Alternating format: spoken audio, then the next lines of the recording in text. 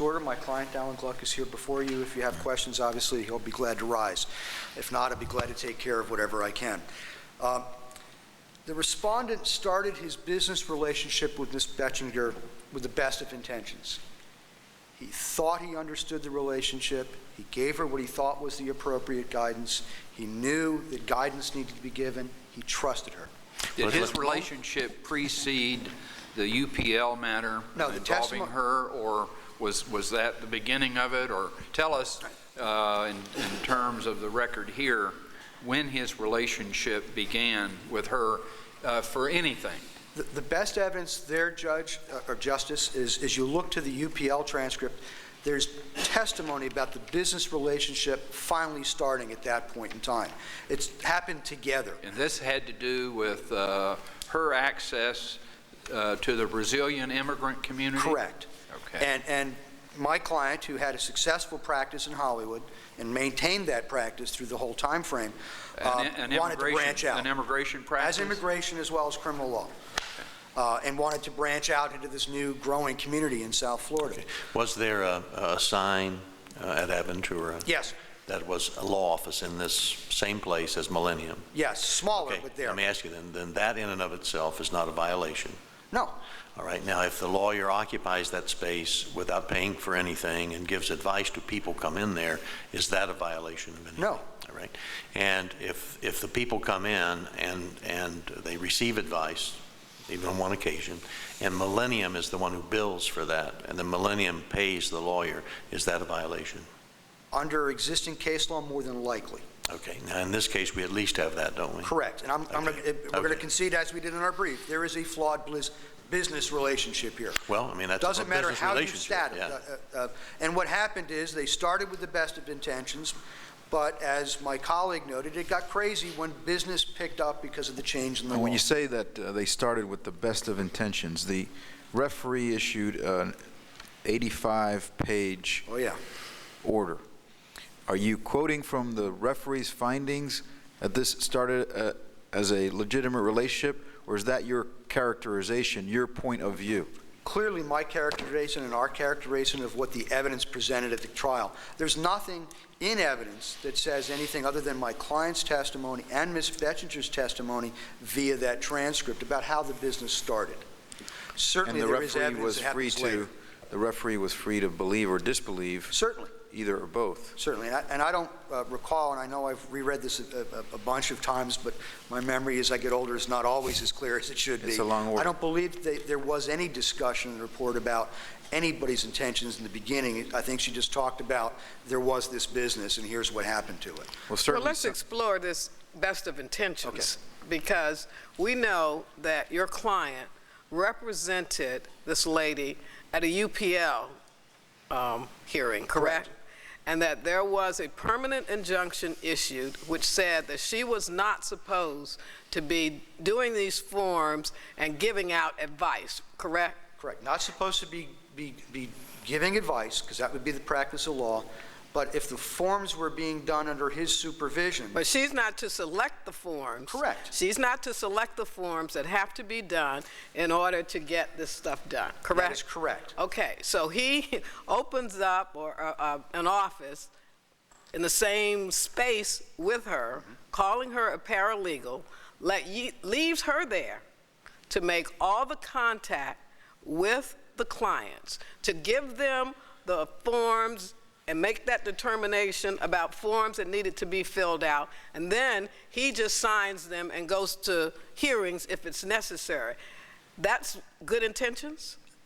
Justice, the way you questioned it, no, but the testimony in front of the referee, and again, the only testimony in front of the referee as to the relationship between how the business worked internally was my client. And he told us in that testimony repeatedly is that he made the ultimate decisions. He had given guidance on what needed to be done on the intake. Those were his forms that were created and used by Ms. Betchinger. Well, how do you make the ultimate decision? It seems to me it's a problem with making the ultimate decision if you are not there to even talk to the people. Well, There is testimony, and on the bulk of these cases, and I do want to spend a few moments on labor certs versus immigration, because I think that's a wonderful policy consideration you have in front of you. But what you saw testimony from, even from my client as to at least one witness, that the more complicated issues where it needed the lawyer, there was a meeting. Mr. Giovanni, I believe, was the correct individual. That there was actually, he came in and said, yes, I met with Mr. Glueck right from the beginning. The difficulty was the bulk of these cases, the clients came in knowing they wanted a labor certification. They knew they needed that step to start their process to be legitimate, and that was easy.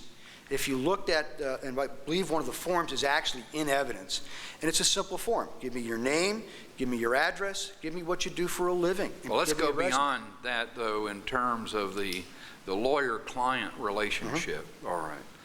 Did your client here have a retainer agreement, or what did he, in other words, with the people that came in that needed legal services? Right. All right. Was he charging them on an hourly basis? Right. Did he have a retainer agreement with them so that they understood what services he was going to provide and what they were going to cost? And what obligations he had as separated from his paralegal or this Millennia outfit. Right. In other words, what did he do to carry out his responsibilities as a lawyer representing these clients? Well, this is where I guess I'll give you the legal answer. It depends, because in some cases there was a retainer with my client done right. Other cases there was a retainer with Millennia. It was a mishmash of facts, and you'll see that all over the record. There was no rhyme or reason, and that's why this business relationship is flawed. And again, there were things that could have been done better that were not. And so were their clients harmed as a result of the sloppiness? There are two that are brought to the bar's attention from my colleague here, and I want to talk a little bit about the transition of the clients, because there was a great systemic question about abandonment.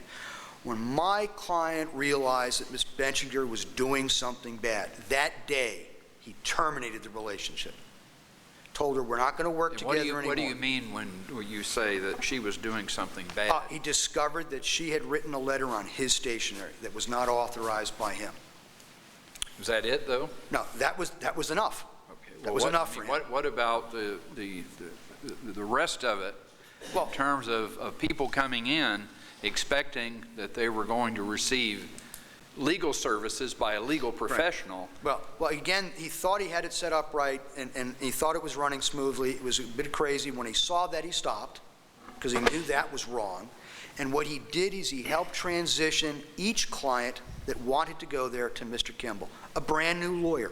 And if you look at the majority of the complaints about neglect, lack of communication, they're done at a time when my client no longer represented. So why was this set up as Millennia? Why not just set up this branch office as his law office, and when people come in, so everybody knows this is a law office, I'm in control, I have a paralegal, I have other attorneys, and this...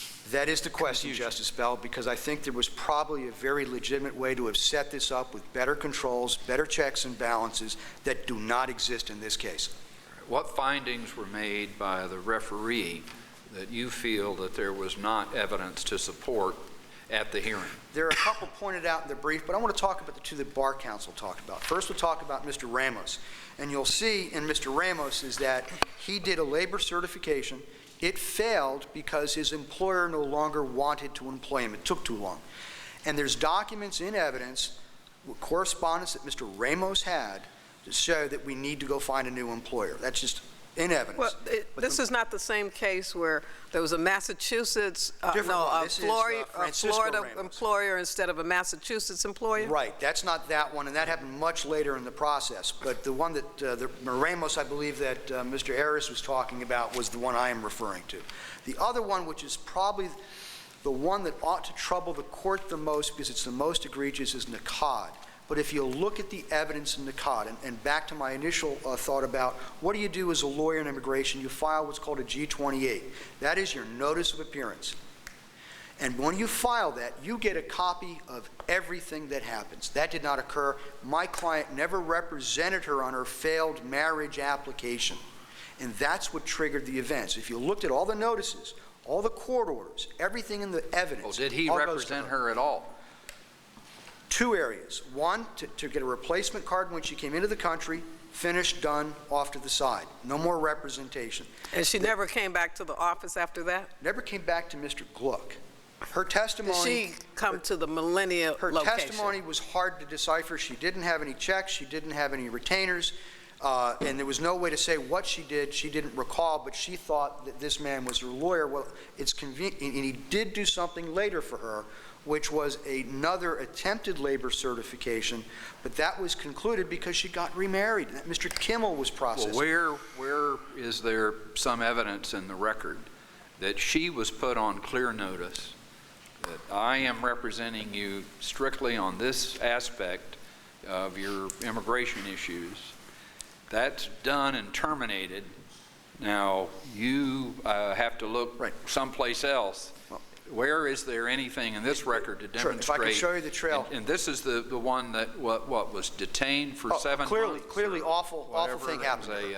So where is there something where, after representing her, she was put on notice that, no, you can no longer look to me, that you're on your own? Well, it's like any case, Justice, if you come in to get something and you get it, case over, and that was... Well, I'm having difficulty with your aspect of it there. But here... That it's like any case that you come in and you get something, you know, and it's over. I assume that most of his immigration clients were people that stayed with them until they worked their way through whatever the immigration system demanded. And so it's not like any client. You come in, you get that little service, and you're gone. Well, the difficulty here, Justice, is that the first task that he did was simply to secure a replacement card. Did it, completed, finished. And what kind of a fee did he get for that? I don't recall if that's in evidence, Your Honor. I mean, did he get a fee that he charged? That he charged her? I believe so. Or did she pay Millennia, or early enough in the process was probably cleaner, probably directly, but it's probably rather than a definitive answer on the record, Your Honor. But that case finishes. We know that the first failed marriage application where my client didn't appear starts somewhere thereafter. And the next time my client gets involved is much later for the labor certification that goes to Mr. Kimmel. Who filled out the marriage application? Not my client. Who did? Not in evidence, but it's not my client. He never appeared to represent her in that. Does it show it came through the same office? It didn't go to the office. It went directly to Ms. Nakad. Okay. If you look at the addresses on, and there was testimony that nothing went back to Millennium with regard to that's what there was nothing going to Millennia.